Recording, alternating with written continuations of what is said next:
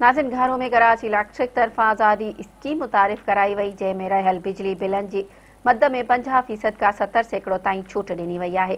वधीक तफ़सील ॾिसूं था घारो मां राजा रशीद जी हिन रिपोर्ट में। हिते जेका आज़ादी कैंप लगाई वई आहे इलेक्ट्रिक जी तरफ़ां, छो त हिते जे माण्हुनि सां उन हवाले सां ॻाल्हि ॿोल करियूं ऐं हुन अमले सां ॻाल्हि ॿोल करियूं त हुननि जो छा चवणु आहे। स्कीम कढी आहे जेका आज़ादी स्कीम जे नाले सां आहे, जिन में काफ़ी सारा असां वटि माण्हू आहिनि।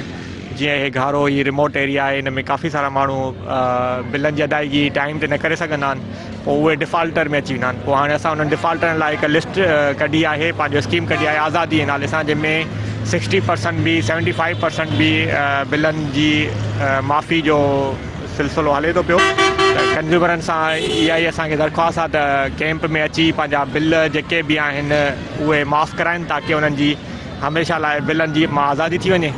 बाक़ी तमामु घणो सपोर्ट रही आहे घारो जे शहरनि जी, ऐं सुठो टर्न अप रेशो रहियो आहे कंज्यूमर्स जो। तक़रीबन 500 खां मथे कंज्यूमर असांखे विज़िट करे चुका आहिनि, ऐं 100 खां मथे वधीक असां रजिस्टर्ड करे चुका आहियूं हिन में जेके बि स्कीम में अचनि था पिया।